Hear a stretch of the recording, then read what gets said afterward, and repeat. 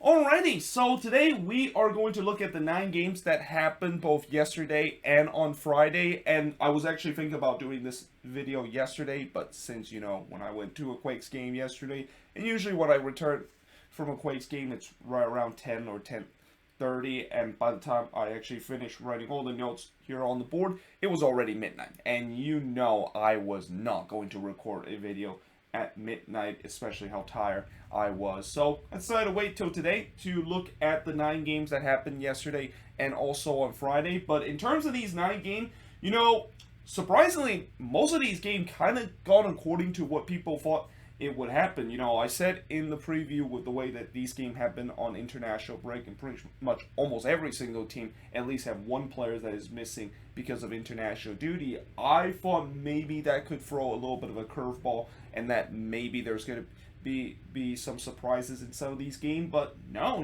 most of these games kind of gone according to plan, and most of these games where you expect the teams to come out with all 3 points turns out to be the case. So yeah, it's not every day that of course does happen, but apparently that's what happened in terms of this week's. But let us actually begin talking about the first game, which is Nashville Sc and NYCFC, which Nashville take care of business at home once again, winning 3-1 against NYCFC. Now, something I actually didn't write here on the board is that Tony Husband was actually the only commentator for this game. I, of course, was listening to the Nashville feed because it was on ESPN Plus, and it was kind of weird to just hear Tony Husband as the only commentator. I mean, it's not unusual to hear only one commentator commentating in soccer game. I mean, you see this happen around other leagues, and especially the most common time I see that happen is in the CONCACAF Champions League, where if a game is on FS2, you usually only hear like one commentator basically commentating the game. But I was kind of surprised that Tony Husband was the only commentator, and it makes me wonder, where is Jamie Watson? Like, why is he not being the co-commentator in this game alongside with Tony Husband? I mean, did Jamie Watson decide to come back to Minnesota? I mean, in some way, I really miss Jamie Watson, and I understand that he wants to pursue better opportunity by leaving the Loons broadcast team, but in some way, I wish he does come back with the Loons broadcast team. But here, it's kind of weird that he wasn't there. And, I will say that, Tony Husband, he did his best in terms of being the only commentator. I mean, it was clear that he did not feel comfortable being the only commentator, and at times there was kind of some awkward kind of moments. But, I give him the benefit of the doubt because I don't think he has ever had to deal with this situation. And, it must be tough for him to just be the only commentator commentating an MLS game. But as I said, I think he did the best that he could. But in terms of what happened in this one, 6 minutes into this game, Rodriguez did put it wide from close range, and I thought NYCFC actually started the better side in this one. Though in the 9th minute, Johnson had to deny CJ Sapon, who went for on goal. I mean, that one, I thought that was going to go in. I mean, with how hot CJ Sapon has been, you would expect he would slot that one in. But then 3 minutes later, Rodriguez probably should have scored as he missed high from close range before Willis denied Medina. And then on the other end, Johnson was able to deny Mukhtar, and both teams was getting some good chances, and you're thinking a goal eventually is going to come, which it did. It happened in the 30th minute where Mukhtar scores from McCarty to make it 1-0 in favor of Nashville Sc. And yeah, Sean Johnson, he should definitely done better in terms of this. I mean, this one was just kind of hit right toward him, and he wasn't able to keep that one out. And this is not the first time we've seen this happen from Sean Johnson, where it's no surprise why he's been.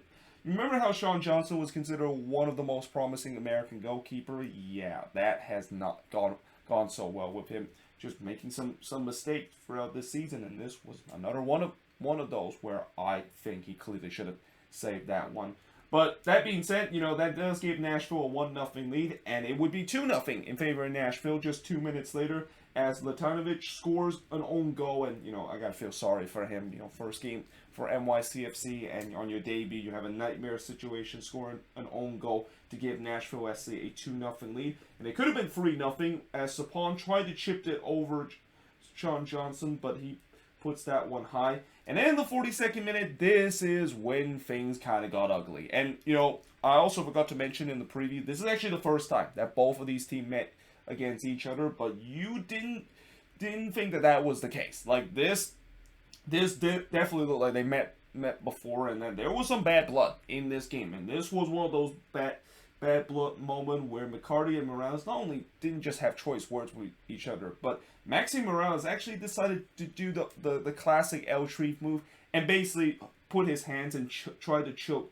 Dax McCarty. And obviously, when you decide to do that, that is going to be a red card. I mean, in CONCACAF, you might get away with that, but in MLS, you're definitely not going to get away with it. Though, that being said, the referee did give a red card to both McCarty and Maxi Morales. Now, I understand Maxi Morales definitely deserved the red card, but I don't think Dax McCarty really deserved one. I mean, yes, he and I think maybe the referee think that when both players kind of instigate this situation, both of them maybe they should get a red card. But really, I don't think Dax McCarty did anything wrong. I mean, in many ways, he was kind of trying to stood up to Maxi Morales, and it didn't quite work out for him. And yeah, it's kind of interesting the fact that both player gets a red card, even though I feel like Maxi Morales was the true instigator, and he really create more into that situation than what Dax McCarty is. But that being said, it did spark a bench clearing brawl, and it was one of those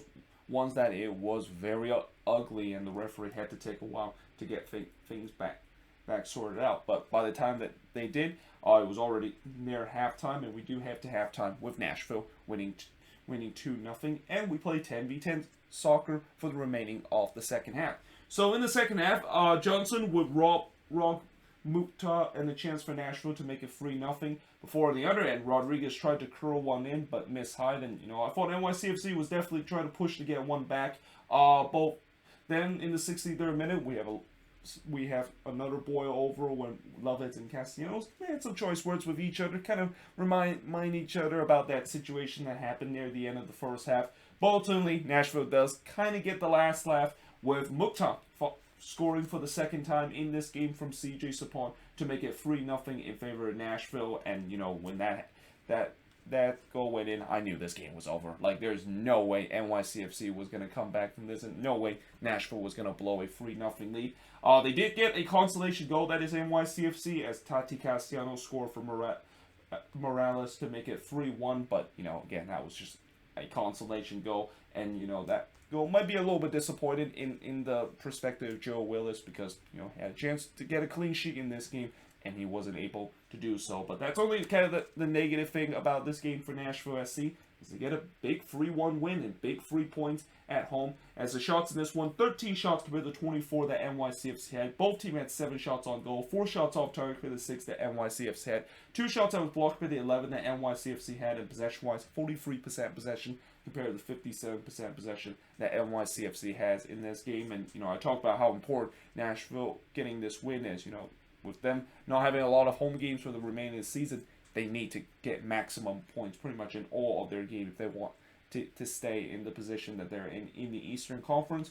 But for NYCFC, yeah, this is going to be a very frustrating resort, because I didn't think they played bad in this game, but this is also kind of a game where, yeah, it just kind of explained the inconsistent form that they had beginning of the season, where this team can one week beat the best team in the league, and then the very next week they of course falter in the end. And if they want to be considered a threat in the Eastern Conference, these are kind of the game that they need to win if they want to do so. So yeah, but moving on, in terms of the next match is going to be the Union versus New England. So New England, of course, able to bounce back in this game by winning 1-0 against the Union, who were playing pretty much their kits in this one. And I thought the Union actually played well, and the kids actually played well for this game for the Union. And I mean, I know at the end they came on the losing end, but they definitely put up a fight against New England, and the refs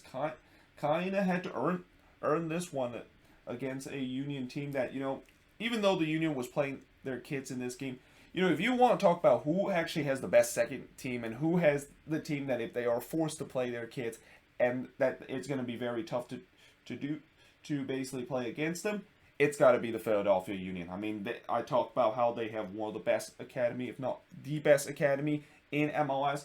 If all these kids play in this team, which we saw in this one, it can actually be a decent MLS team, and it could be a team that could really surprise a lot of teams that might not think that it would be just or might think it would be just an easy game. And again, that's what happened in this game between the Union and New England, but in the end, New England did able to get all 3 points. Now, it was kind of a scrappy start to this game, and we didn't have our first chance until the 17th minute when Shibilko puts it wide from close range. Then Knighton was able to deny Rsl in the 23rd minute. I mean, this game, as much as I said the kids play very well for the Union, the only thing that was missing for them was the finishing, which I'm not going to bash on that too much on them because, they're still kids, and it's going to take time for them to kind of mature in a way where they can be better in terms of their finishing. But in the 29th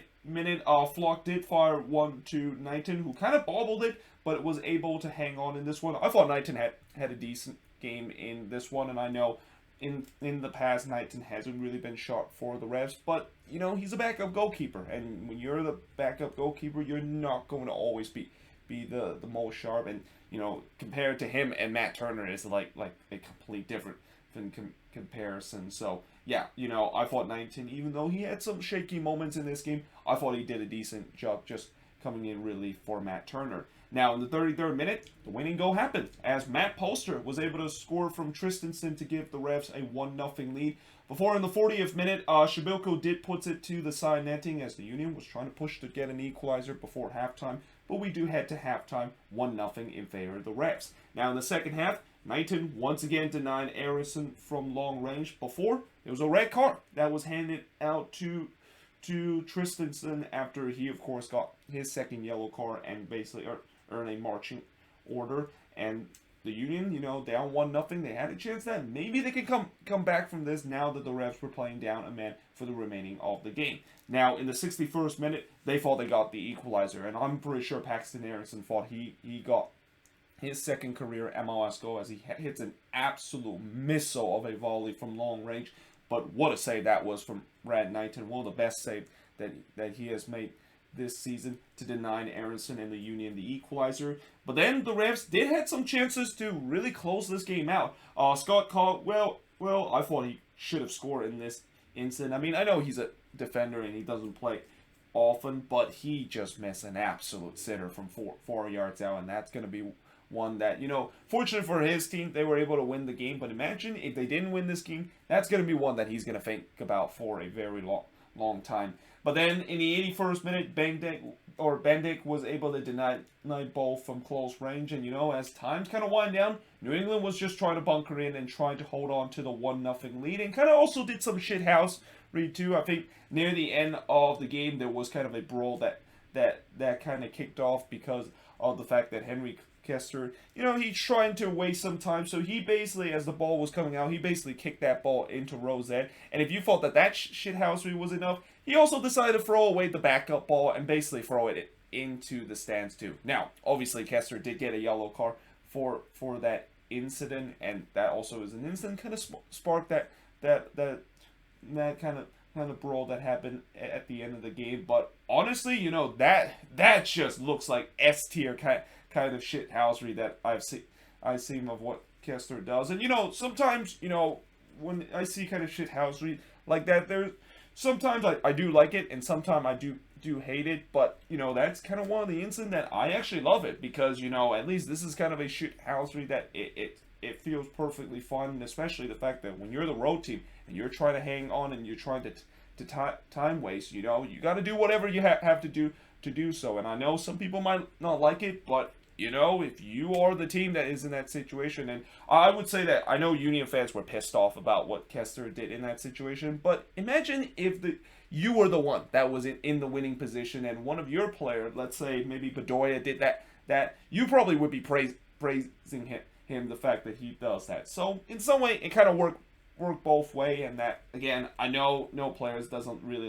like that, but again, I just feel like that's perfectly fine with the way that's kind of perfect level of shithousery and able to just waste more time is, and also kind of a clever way too, because it's not every day that you see players. Usually they kick the ball into the stands to waste time, but to even have the audacity and to have the IQ move to just throw away the backup ball to waste even more time. Yeah, that's just kind of a move that you don't see every day, but it's kind of also a move that it makes for some very entertaining thing to kind of talk about. But that being said, at the end, New England was able to hold on to the 1-0 lead, and the shots in this one, 18 shots compared to 8 that New England has, 8 shots on goal compared to 3 that New England has, 5 shots off target compared to 4 that New England has, 5 shots that was blocked compared to 1 that New England has, and possession-wise, 60% possession compared to 40% possession that the refs had. And again, I didn't think the Union played badly, and especially the kids that they played in this game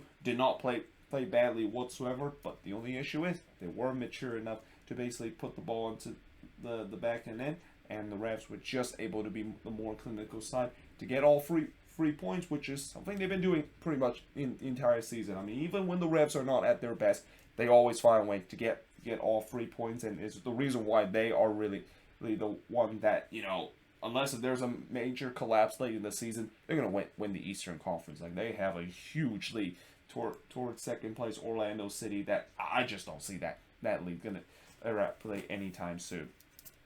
But moving on, in terms of the next match, is the Dynamo versus the Portland Timbers. So, yeah, this game was over in 20 minutes. Like, as soon as the Timbers went up 2-0, I knew this game was over. And, in some way, I feel like this game for the Dynamo was very similar to the ones that they had against Minnesota, where they didn't play badly in this one, and they definitely had a lot of chances to maybe get this game closer than it looked. But, when you are winless for 16 games, nothing just seems to go right for them, and right now, everything just doesn't seem to go right for this Houston Dynamo team, and it's no wonder why their winless run is now at 16 games, which is the longest in MLS. Now, in the first half, 15 minutes in, Jimmy Chara would get the Timbers the early lead there after the Dynamo, and I think it was it Maric that was back in goal, because I know in the last game he wasn't. Oh, actually no, it was Nelson that was in goal in this game.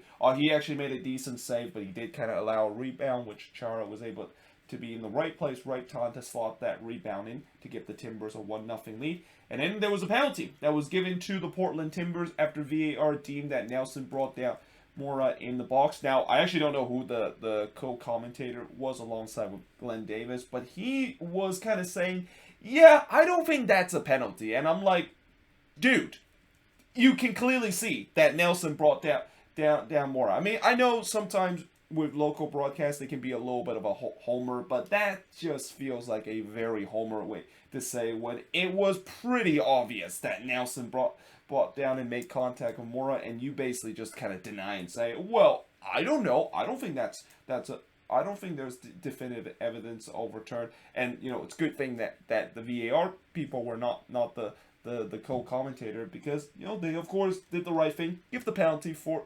the Portland Timbers, and eventually the Timbers were able to take advantage of that as Felipe Mora steps up, score the penalty, and it's 2-0 in favor of the Timbers. And like I said, the game was pretty much done. Like, I didn't think that the Dynamo was going to come back from a 2-0 deficit. But in the 22nd minute, Pico did hit one high, and then I thought that Houston did start to control possession as the Timbers were doing their usual thing, which is drop their lines and look to try to go on the counterattack.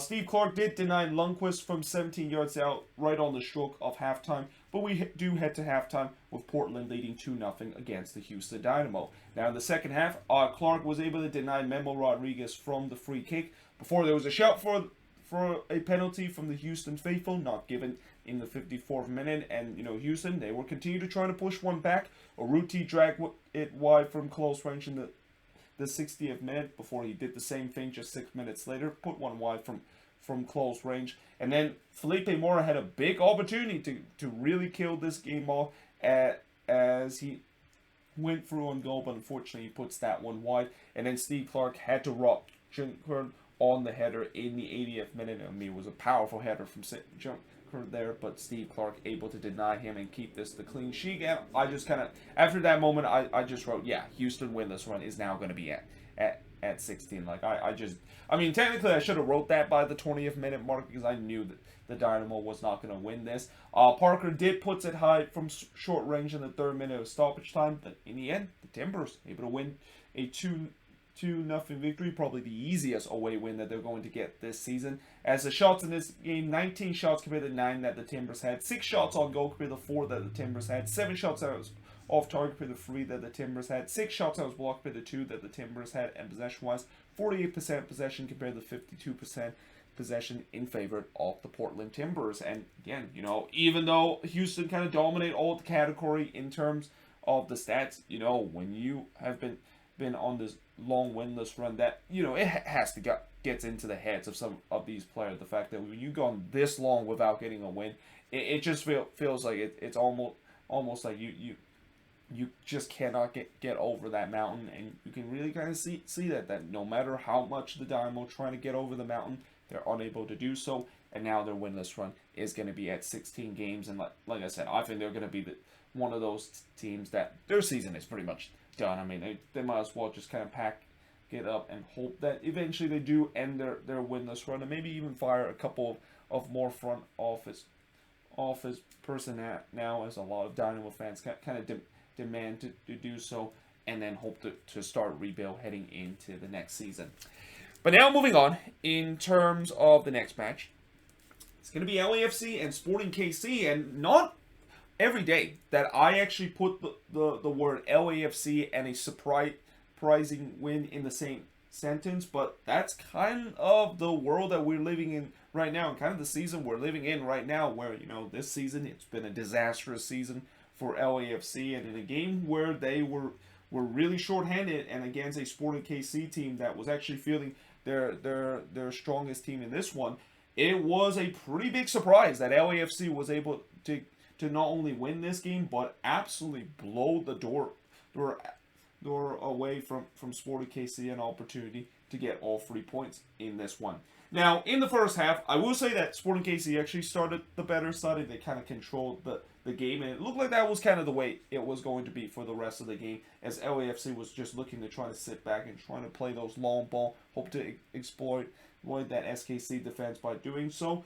And in the 18th minute, LAFC actually got the lead, and this actually didn't come from a long ball, but actually came from a set piece with Atuesta deliver a beautiful ball, and Mamadou Fall was right there in the right place, right time to hit that one in, and that's his first MLS goal to make it 1-0 in favor of LAFC. And by the way, you know, in terms of talk about another thing that I found out I saw this week is that there were definitely some goals scored that in this week you did not expect that they were going to be end up on the score sheet, and I think Mamadou Fall is another example of it. Although I think he has some good chances, and remember he also had a goal that was disallowed from him the last time that I think LAFC of course played against SKC late in the game, but he was able to score this one to make it 1-0 in favor of the home side. Then it could have been 2-0, but Melia was able to deny Jennings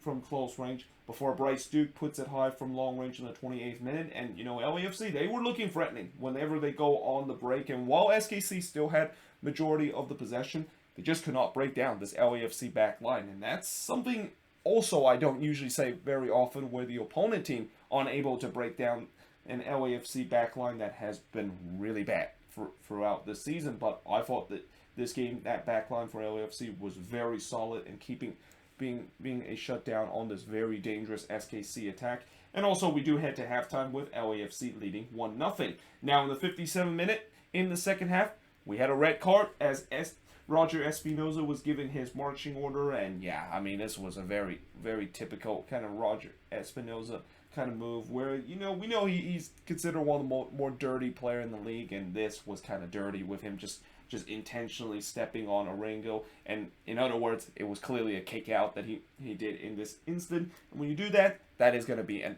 automatic red card, and SKC were down a man for the rest of the game. And LAFC waste no time to take advantage of that, as in the 61st minute, it's Mamadou Fall again, scoring his second goal in MLS from Atuesta, and again, coming from a set piece where Fall was able to be in the right place to hit that one in to make it 2-0 in favor of LAFC. It could have been 3-0 just 5 minutes later, but Melia was able to rob Orengo, who was going one-on-one with the goalkeeper. I mean, if there is a goalkeeper that is probably the best in one-on-one situation, it is Tim Melia, and I think Orengo basically found that out the hard way. But fortunately for him, he was still able to get on the score sheet and able to beat Melia just 5 minutes later, as he would score from Maswatski and Duke to make it 3-0 in favor of LAFC. It could have been 4-0 as Melia was able to rob Maswatski a chance to be on the goal scoring sheet from close range. And I also got to wrote, this is starting to look like the old LAFC that we've seen. And you know, it's kind of hard to believe that it has taken this long, and especially with the way that they were basically playing almost a Las Vegas Lights kind of type of starting 11 against Sporting KC to look like the old LAFC. I mean, maybe if you're Bob Bradley, maybe give these kids another chance and see what happened. But either way, in the 76th minute, Maswatski did puts it wide from close range, before Ilie actually thought that he got one back for SKC, but unfortunately the goal was disallowed for offside. And in the 84th minute, it was another chance for LAFCs to score another goal, as a penalty was given to them after Melia was able to bot down Maswatski in the box, which Atuesta was able to put away that penalty to make it 4-0 in favor of LAFC, and that would be the final score of this game. As LAFC, you know, I think this, you know, I talked about earlier in this review that, you know, most of these results weren't very surprising. This one was probably the most surprising one, where I did not expect the fact that LAFC, with how shorthanded that they are, playing against one of the best teams in the Western Conference, and they just absolutely ripped them to shit. Now, granted, yes, they were up a man for the last 32 minutes of the game, but knowing LAFC history and being a man up, yeah, you still don't trust the fact that they would just absolutely rip SKC to shreds, and especially the fact that even when they were playing even strength, I thought LAFC was still the better team, and they probably could have went on to win this game had this game remains at 11v11. But yeah, like I said, this was an incredible performance for this LAFC team that desperately needed these kind of performance. As the shots in this one, 15 shots compared to 9 that SKC had, 8 shots on goal compared to 4 that SKC had, 5 shots off target compared to 1 that Sporting KC had, 6 shots that was blocked compared to 2 that LAFC had, and possession-wise, 59% possession compared to 41% possession that LAFC has in this game. And if you're Sporting KC, there's got to be some concern. Like, if you're a SKC fan, you're now seeing this team on this stretch where I think they only have like won one game out of their last 6 matches, and now with the way that Colorado also got a win tonight, they now drop down to 3rd place in the Western Conference. And for a team that I thought they were probably going to be the one that is going to stop the Seattle Sounders to potentially reaching MLS Cup out of the West,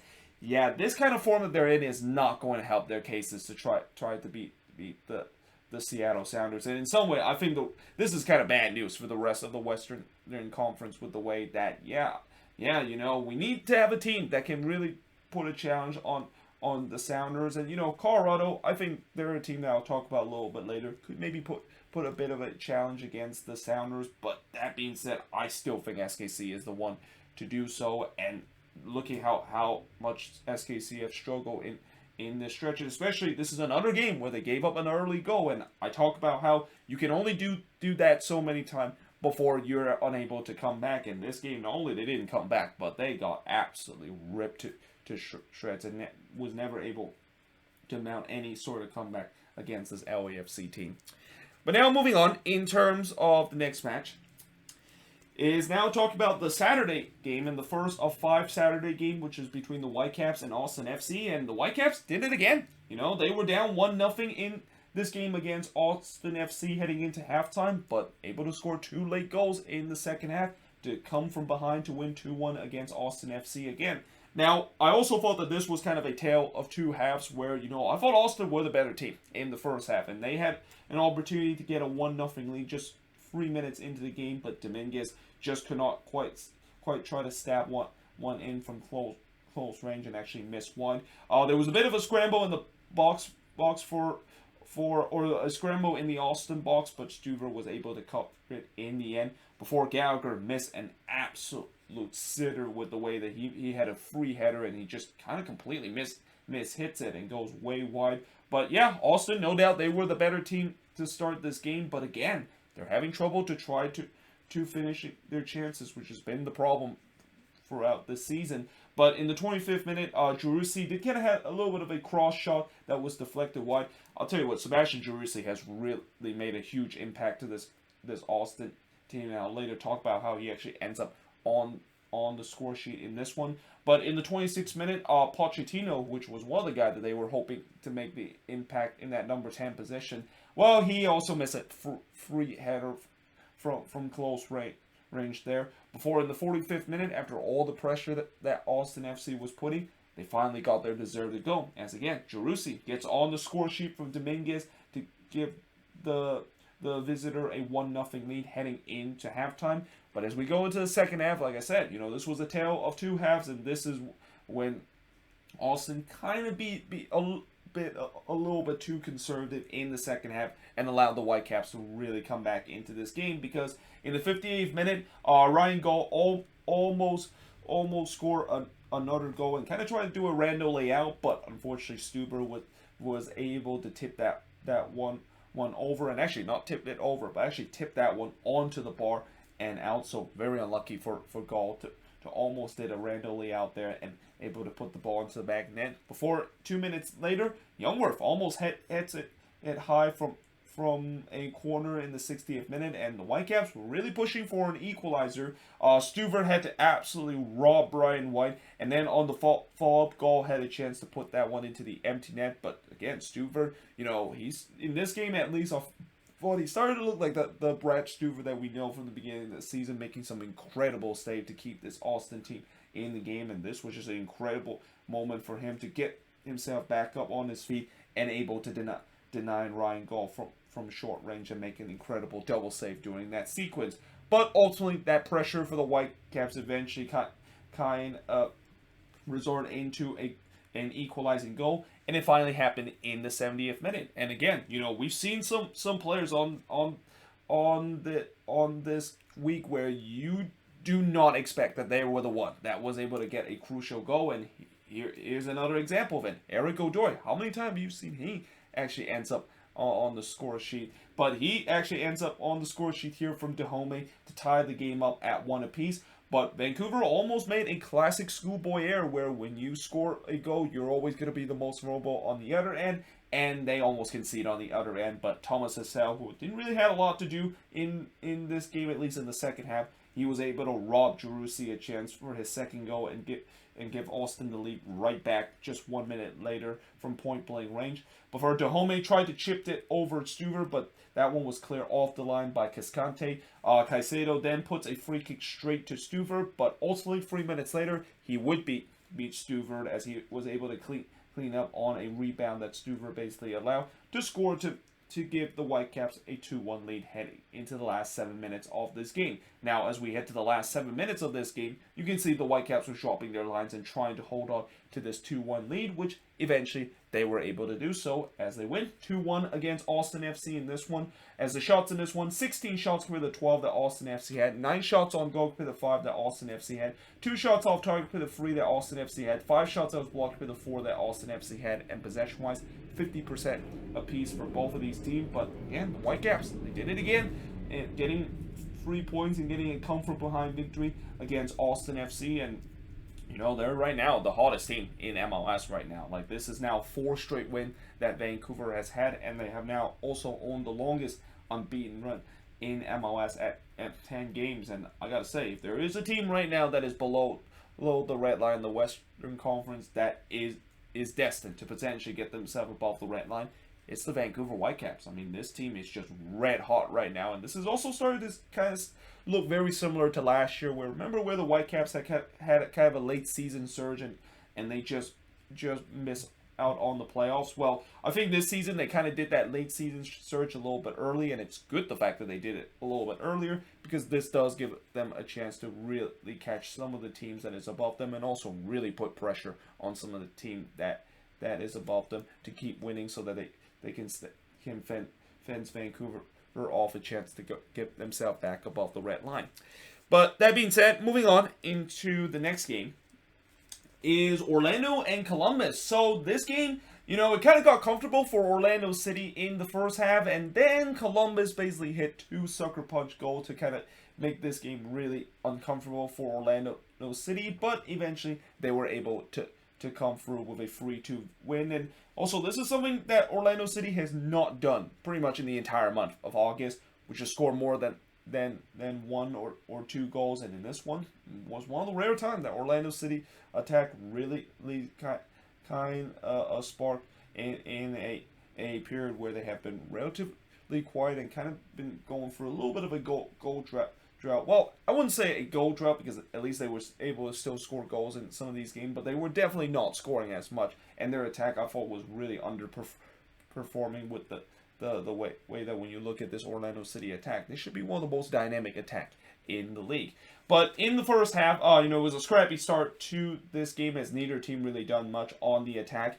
Santos actually had the first real chance in the 21st minute, but he drives that one high from long range, before Orlando, with their first chance of the game, was able to score, as Daryl DK, returning into the starting 11 in this game. He scored from Nani to make it 1-0 in favor of Orlando City. And with the transfer window basically closed, it was I was kind of surprised that DK remains with Orlando City, but judging by the fact that he's been having some injury issue, yeah, that really kind of killed his chances to potentially get his move back to Europe. But this is also so a game and kind of a goal that he wants to prove not only Orlando City but also to the U.S. men's national team that, hey, call me back to this team, because I'm gonna start scoring goal again and be that guy that has that you really desperately need help, which is that number 9 position for the national team. But yeah, at least in this instant, he, as mentioned, he scored from Nani to give Orlando City a 1-0 lead, and it would be 2-0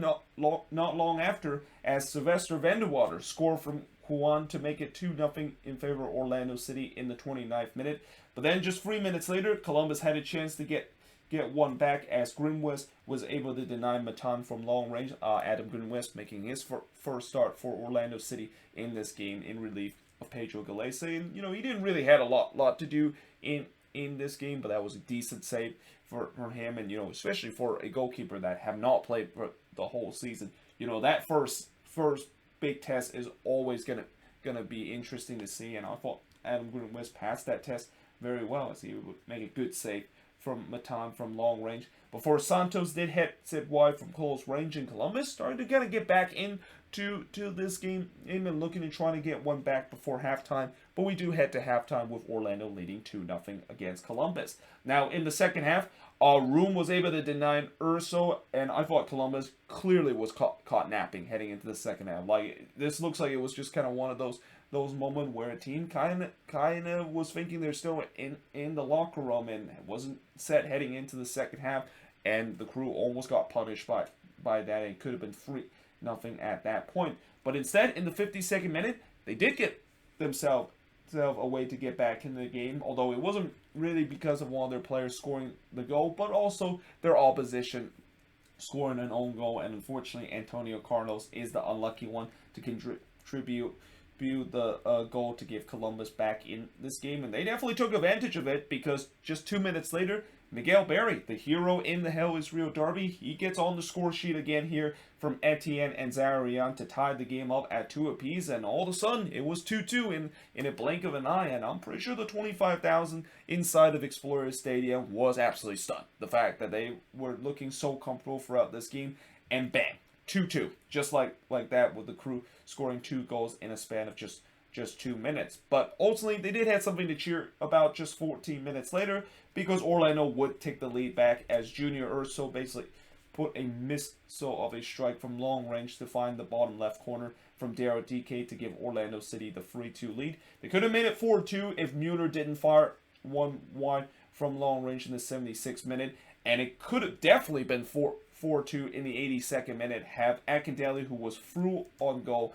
And you usually when you see that happen, you would think that Orlando City would put away that, but obviously I guess maybe that was Tesha Akindele. And with how Akindele, I don't think he has had a bad season for this year for this team, but he definitely is not the guy that you want in a situation that is one-on-one with the goalkeeper, and unfortunately he just wasn't able to beat Roman. You also got to give credit to Eloy Rom, another goalkeeper that I think if there's one goalkeeper that could be one of the best in the one-on-one situation, it's Eloy Rom. He absolutely robbed Akindele in that situation. Before Bradley Wright Phillips coming in late in this game trying to score a late equalizer, but he hits that one wide from close range, and despite the fact that Columbus put a lot of pressure on Orlando City late in this game, Orlando was able to hold on to win 3-2 against the Crew. As the shots in this one, 13 shots compared to the 12 that the Crew had, 6 shots on goal compared to the 2 that the Crew has, 5 shots on goal compared to 6 that the Crew had,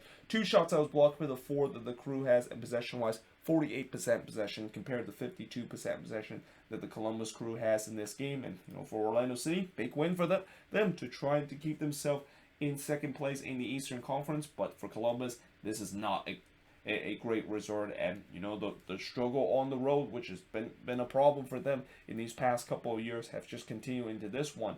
And it just gets to a point where the Crew need to start to get going, because this could be a situation where it's very highly likely that they could miss the playoffs, especially with the position that they're in, if they're not going to able to get points, and also hope that other team around them aren't able to pick up points to stay into the playoff conversation in the Eastern Conference. But that being said, I am now going to switch boards and look at the last 3 games that happened in terms of this match week number 23 action. Alright, so moving on in terms of the next match, and I'm at a point where I feel beyond sorry for FC Cincinnati fans to have to suffer another heartbreaking result, and that I feel like I'm in pain alongside with the FC Cincinnati faithful of seeing these kind of resort again. And with how passionate this fan base is, this is definitely a resort, and really this is kind of a team that I don't think they deserve to have to be so faithful and just see them lose in the most painful way time after time again. And in this game, it was one of those games where it looks like it was going to be a dull 0-0 draw, which I'm pretty sure the Cincinnati faithful will not be happy with this, because I've seen this happen a lot of time at home. But at least it's a result that made me feel a little bit more comfortable compared to what happened last week against Columbus in the Hell is Real Derby. And then, boom, in the 90th minute, they concede a goal. And this also is another game that kind of continued the theme of seeing an unlikely goal scorer able to score at the crucial moment to able to get all 3 points for a team. And in this case, that's what Inter Miami was the beneficial in this one. But in the first half, just 2 minutes into this game, Acosta did put it wide from close ranges. I thought Cincinnati was on the front foot early in this game, but chances was kind of really far from both teams for the first 20 minutes. Until in the 24th minute, Breck-Shea, I don't know, did he realize that his shot was actually blocked by his own teammate? Because as soon as he struck that one and he missed, he basically put his hands behind his head, knowing the fact that he missed a glorious opportunity without realizing that, that shot was actually blocked by his own teammate. I mean, I think when he looked back on the replay, he would definitely be mad at his teammate, which I actually forgot who exactly it was that blocked it. But yeah, that he's going to be really upset, because that one was toward goal bound and his teammate just kind of got it in the way, and just kind of one of those odd situations that unfortunately when your teammate kind of gets into the way, and I'm pretty sure his teammate didn't do that purposely, but that does happen then sometimes, and that was a big missed opportunity for Inter Miami to take the 1-0 lead. They had another opportunity to do so as LGP fired one on the volley that missed wide before Atunga did goes for goal from 24 yards out, but he puts that one wide. And then Acosta took a shot that took a wicked deflection, but ends up going wide behind for a corner, and chances will start to come after a slow start to this game. Gregor then puts one high from long range in the 43rd minute before we head to halftime 0-0 between both of these teams. Now in the second half, Gonzalo Higuain then puts it wide from 18 yards out. I mean, he was actually given a lot of space to shoot that one, and it's not often you see Gonzalo Higuain miss those kind of opportunity. But I thought Miami kind of controlled the possession early. But that being said, Bernier did hit the side netting in the back post before there was a huge shout for a penalty in front of the Bailey, but it was not given. Then Robbie Robinson, who came off the bench. He puts it into the side netting in the 77th minute before Kubo's shot that took a wicked deflection that actually hits the side netting. And, you know, even though there was some chances in this game, some of these chances I didn't think was really threatening and was really testing either of these goalkeeper. And I thought this was probably going to be a 0-0 draw between both of these teams until the 90th minute happened. And it's the legend, Brek Shea, scoring from Figuel to make it 1-0 in favor of Inter Miami. And this not only was not good defending whatsoever from FC Cincinnati, but for Kenneth Vermeer, you know, I talk about how, you know, I am shocked the fact that he is still the goalkeeper of this team, considering you can clearly see he is not an MLS caliber goalkeeper, and he's making mistakes time after time again this season. And this was another mistake where, you know, he clearly commit to that one way too soon. And, you know, when you're a goalkeeper and you see a player go through a goal, you need to make yourself as big as possible to try to fence that one off. But that's not what Vermeer did there. Instead, he decided to kind of commit that way too early, kind of fall down on his ground, and Brek Shea basically saw that. I'm like, okay, yeah, I'm just going to slot it behind you because you basically committed way too early. And there you go. It's 1-0 in favor of Inter Miami, and that would be the winning goal of this one. As the shots in this one, both teams had 10 shots in this one. 2 shots on goal for the 1 that Inter Miami has. 5 shots off target for the 7 that Inter Miami has. 3 shots that was blocked for the 2 that Inter Miami has. And possession-wise, 50% possession for both teams in a game where I didn't think either team kind of deserved all 3 points. But in the end, Inter Miami was able to kind of steal that right at the end. But also kind of helpful the fact that, you know, I think maybe Cincinnati fans, as painful this loss is, they knew this was coming. Like, they knew that it was too good to be true, that the fact that it's going to be another 0-0 dull draw. You knew that they were going to make a mistake and gonna eventually give up a late goal to once again break the hearts of the Cincinnati faithful. And it happened again in this one. And it just gets to a point where I don't blame that some of these Cincinnati fans might start to not really root for this team, because when you have that many painful kind of moments, you know, even the most passionate fans would eventually just kind of throw their hands up and say, what's the point of it? Really kind of rooting for this team if it's just kind of the definition of insanity every single time that they have these kind of resorts. And this also kind of speak a lot of definition of the fact that there's got to be some serious changes again for this team. And again, I know I've said this before the past couple of years, but whatever they've tried, the serious changes have clearly not worked. And, you know, it just gets to a point where you got to keep going and try to see what needs to change up. Obviously, we know their GM have stepped down a couple of weeks ago, so they're in a search to get a new one. But I'm also thinking they need to change not only the GM, but maybe even the entire team, and especially the head coaching role, where, you know, a lot of people have been calling Jaap Stam out. I don't blame them, because I don't think Jaap Stam is the right guy for this job, and I think his time is pretty much up with the way that he's not really showing any progress of getting this team into a level where they don't have to suffer these kind of resources almost week in and week out.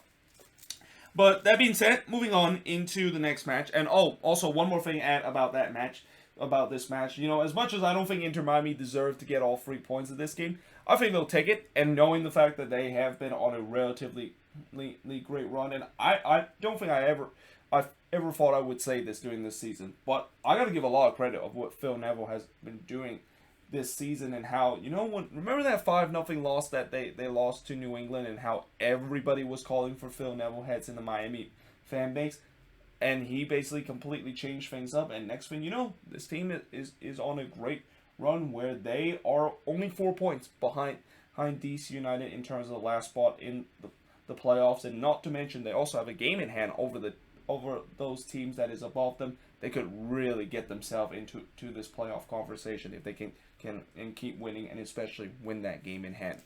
But moving on, in terms of the next match, is Rsl and FC Dallas. So in a game where it's between two teams that is competing for those precious playoff spots in the Western Conference, in the end, Rsl was able to just keep their position, and they probably saw what Vancouver did earlier, and they realized, yeah, we got to win this one if we want to stay above the red line.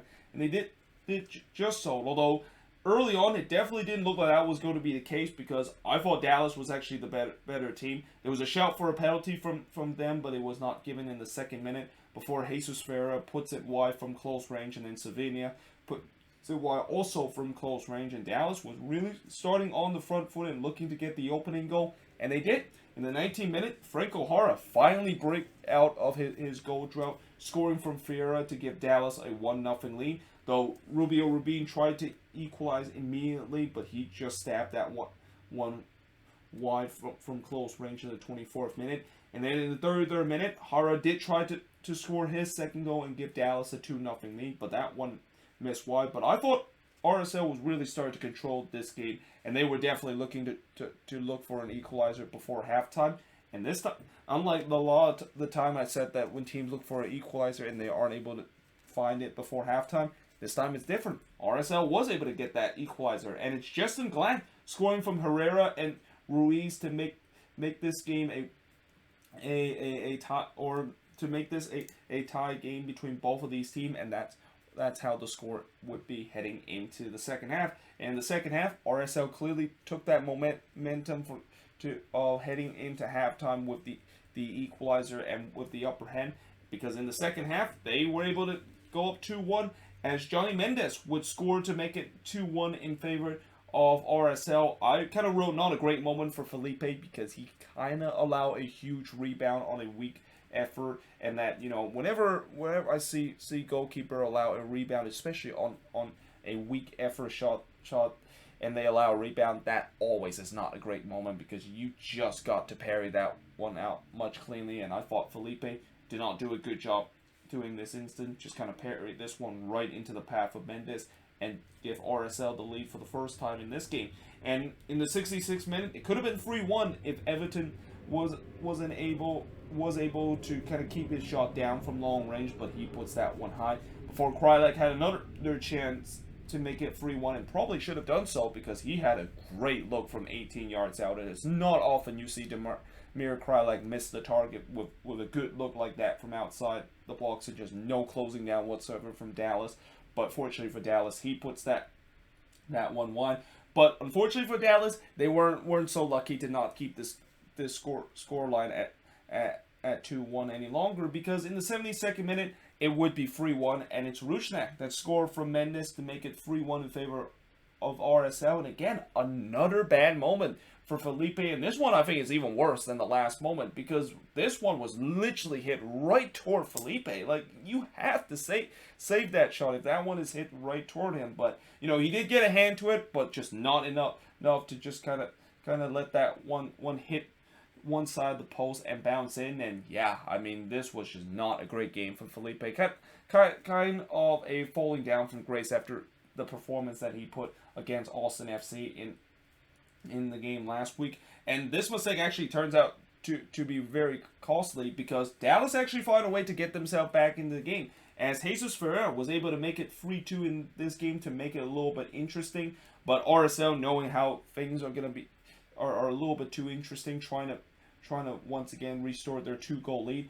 Felipe was able to deny Ruiz from long range before Julio's shot looked like it was going to go in to make it 4-2 in favor of RSL, but Quillon just able to get there in time to clear that one off the line. But ultimately, RSL was able to hold on to win 3-2 in this game, as the shots in this one, 25 shots compared to 14 that Dallas had, 12 shots on goal for the 2 that Dallas had, 9 shots off target for the 7 that Dallas had, 4 shots on block for the 5 that Dallas had, and possession-wise, 56% possession compared to 44% possession that FC Dallas has in this game. And, you know, as I said, you know, that mistake that Felipe had made, if he did not concede that third goal, Dallas could have walked away with a point in this game. And these are kind of the resort that it could come back to haunt FC Dallas at the end of the season, because when you're playing against a team that that are going to be one of those teams that's fighting for those precious playoff spots in the Western Conference, you cannot afford to drop all 3 points against them. But, you know, for RSL, it's a huge win for them, because, again, they saw what Vancouver did to Austin.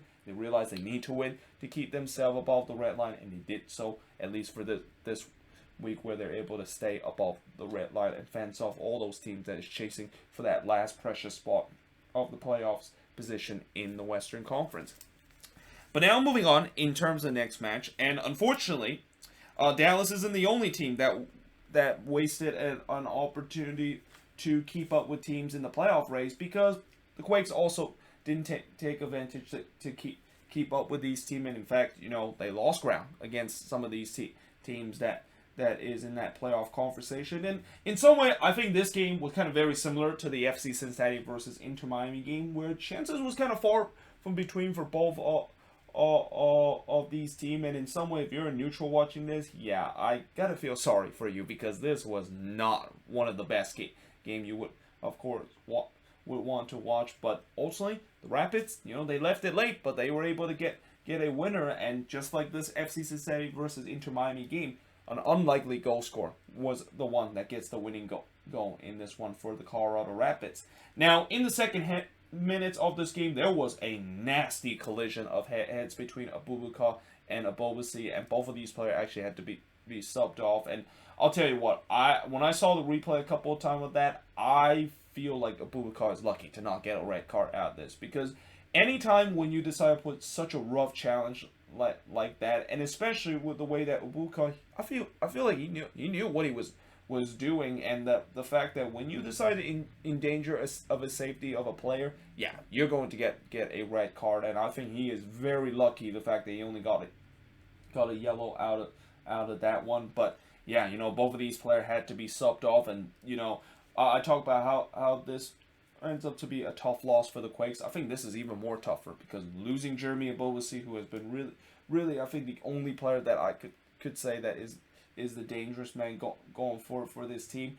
Yeah, and you just hope that he's going to be all right, because if I know that Abobasi has had a history of concussion, and this is definitely not something he needs more. And it could maybe put him out a couple of weeks, which is something that could be very devastating in terms of the Quakes' chances to potentially make the playoffs.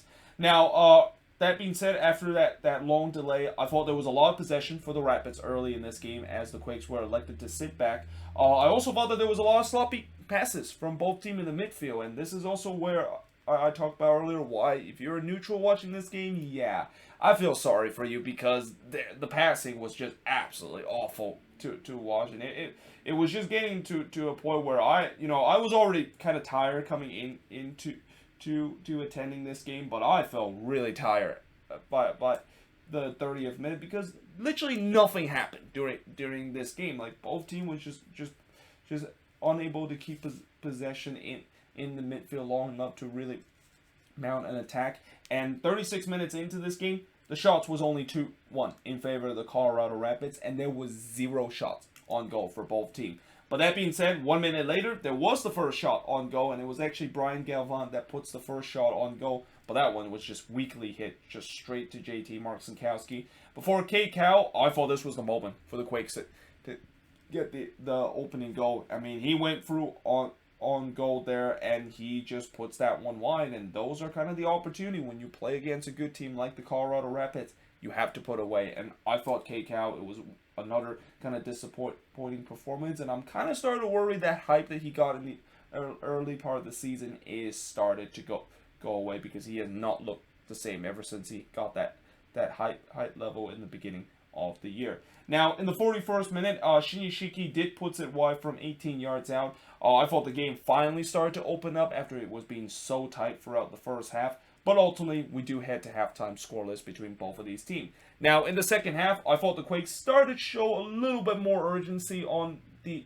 attack. But that being said, the Rapids immediately kind of shut down that hope that the Quakes were going to get the opening goal, as they actually forced a save from Marcinkowski there. And it was Barrios, the one that forced a save from Marcinkowski. But it kind of came off of a WTF turnover from the Quakes, giving the ball away in their own half. And when you have this Rapids attack with a lot of fast players, especially with Barrios, who is one of the fastest players in the league, you give the ball away like that, yeah, he's going to pounce on it and potentially go through and go and score the go-ahead goal. But in the 58th minute, the post denied Bassett and Colorado a chance to get the opener. Now, when this ball was hit off the post, this actually happened on the other end, and I was actually sitting all the way at the top, or actually standing all the way at the top, so I couldn't quite tell who exactly hit the post there. But something tells me it's got to be Cole Bassett, because I talked about how Cole Bassett has been probably the most snake-bit player in the league this season, where he has hit probably the most posts that anybody has hit this season, and I was definitely not surprised when I found out later on the MLS app that indeed it was Cole Bassett that hits the post. I mean, it just gets to a point where I really feel sorry for him. I mean, I could also say that he's definitely one of my favorite player on this Rapids team, and to see him kind of hitting the post so many times and go through this goal drought, not only it really kind of made him even more frustrated, but it really hurts his chance to potentially get sold to a big team, because you know the season that he had last season, this season it has just not been there for him, and a lot of that has to do with the fact that he's just been so unlucky game after game. But yeah, that was a big opportunity for the Rapids to get the lead. They had another opportunity later as Shinyashiki puts it into Rosette from long range, but I thought the Rapids, they once again started to control possession, and the Quakes were just getting pinned deep. But then late in the game, there was a shout for a penalty from the Quakes faithful. That one was not given before Jackson Yeo puts it wide on the free kick. And, you know, the Quakes, they did start to once again show that urgency, trying to push for a winner. Fierro tried to toe poke it in, but missed wide in the 86th minute. Before, in the 89th minute, we finally got ourselves the first goal of the game. In a game where I thought it was going to end 0-0, but eventually we did get our first goal. As Baji, remember him from the Colorado Rapids a couple of years ago? And when I actually was attending this game and I saw him on the team sheet, I was shocked. The fact that, no, there's no way the Colorado Rapids just bought back Don Baji from them letting him go just a couple of years ago. But he not only was bought back, but he finally got his chance to shine and trying to kind of complete a redemption arc, and he did, as he would score for Mosqueda and Lewis to give the Rapids a 1-0 lead. But in the second minute of stoppage time, it could have been 1-1, and it should have been 1-1 if it wasn't for William Yarbrough absolutely robbing Paul Murray from close range. I mean, Murray put an absolute bullet of a header, but Yarbrough was able to deny him.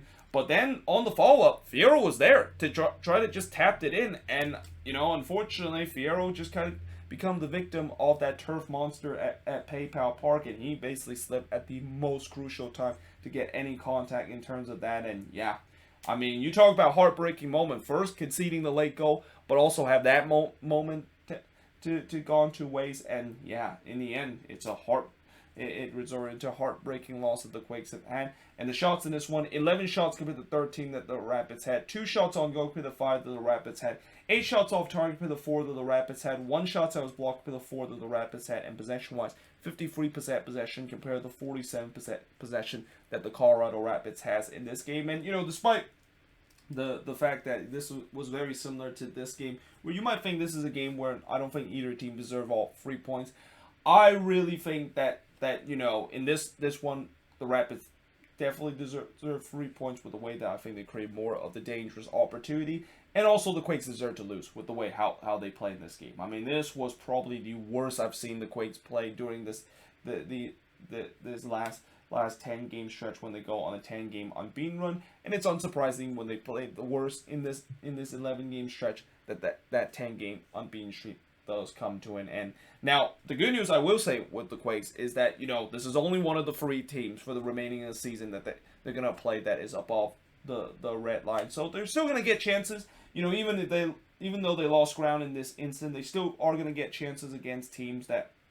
they're going to play against that are actually teams that they might be chasing for those last couple of spots in the playoffs. But that being said, if they put these kind of performance for the remaining of the season, I don't fancy the Quakes to potentially make the playoffs. And in fact, I'm also kind of worried that maybe we've just hit the peak of the Mateus Almeida experience with the 10-game unbeaten run. And we know that when you hit the peak of the Mateus Almeida experience, there's nothing but down and down and more down toward rock bottom. So I'm really hoping this is not the beginning of the end for the Quakes and they're going to go on a slide, but we shall see in these next couple of games when they do face against these teams that they're going to be fighting for playoffs, and how we'll see this team response after this tough loss that they suffer against the Colorado Rapids. But that being said, there you have it. That is pretty much it for the 9 games that I have reviewed. Let me know in the comments below, what do you think of these 9 games? And yeah, hope you guys enjoyed this video. If you do, make sure you guys leave a like, smash the subscribe button, and yeah, I of course will see you guys next time.